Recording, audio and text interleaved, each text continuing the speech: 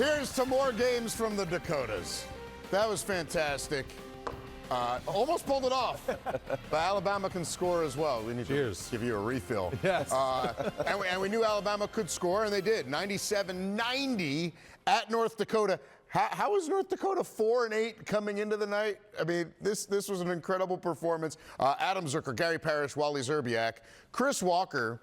What's your takeaway from what we saw here? Because Eagle staff almost pulled it off. Yeah, and an outstanding basketball game. That's the way basketball is meant to be played. It's not supposed to be played in the 40s. It's supposed to be played where great athletes, skilled players, you get into a rhythm, you have multiple possessions, you shoot yourself into a rhythm, you get hot, you stay hot. Career highs all over the place. Eagle staff knocking down shots, looking like Steph Curry out there. And then I give Nate Oates and Alabama a lot of credit, the way they responded in that second half.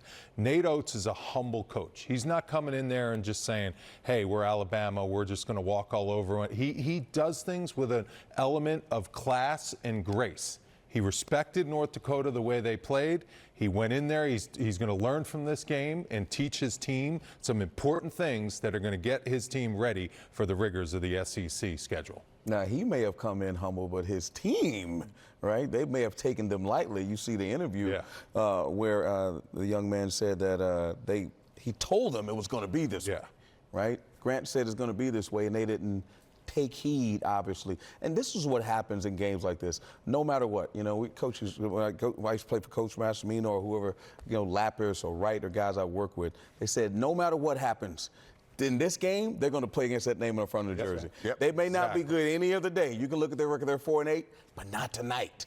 Tonight, guess what? The guy's going to get 40. Tonight, they're not going to miss. Tonight, everything is going to work in their favor. Right, and that's what happened. So give Alabama credit because tonight they played North Dakota on steroids and still got the dub. Yeah, I mean, it was the Super Bowl for North Dakota. Well, that's exactly right. And Seward, you lived through this as a Villanova player, as a Villanova assistant.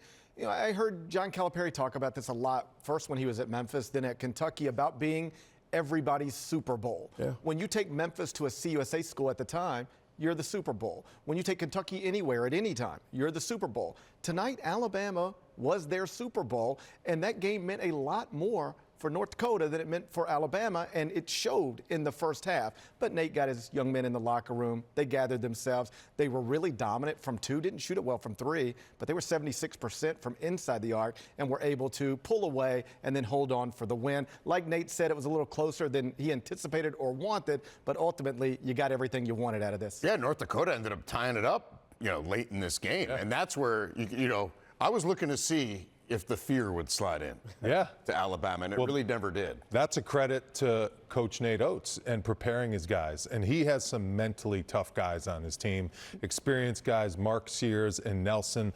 They have been in a Final Four. I mean, they were in games last NCAA tournament where with 5 minutes to go, it looked like their season was going to be over, and they pull it out and figure out a way to get themselves to a Final Four. So that experience in that hostile environment really, really pulled them through. Just a fun game. I mean, that's what college basketball is all about. I remember when we had teams coming into our house as a mid-major, we were not losing that game. We had Tennessee at home, they were ranked. Xavier at home, we were ranked. We knew we were winning that game. We were not losing that game. That's how much that game means to a team like North Dakota. That's why teams don't play those games.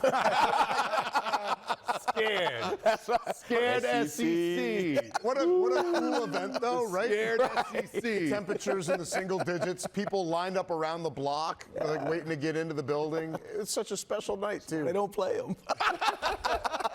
No, but on a serious note, though, you know, you got to give Alabama credit. Those games are not easy. No. You can tell your team, I've been there like, hey, guys, they're going to play tough. Hey, those guys will look at you like, Coach, that's North Dakota. We're going to win. We're going to win by 20. And then all of a sudden you get out there and this kid named Eaglestaff, who you've never heard of, is out there just giving you buckets like crazy. And I'll just say this for Alabama and even college basketball.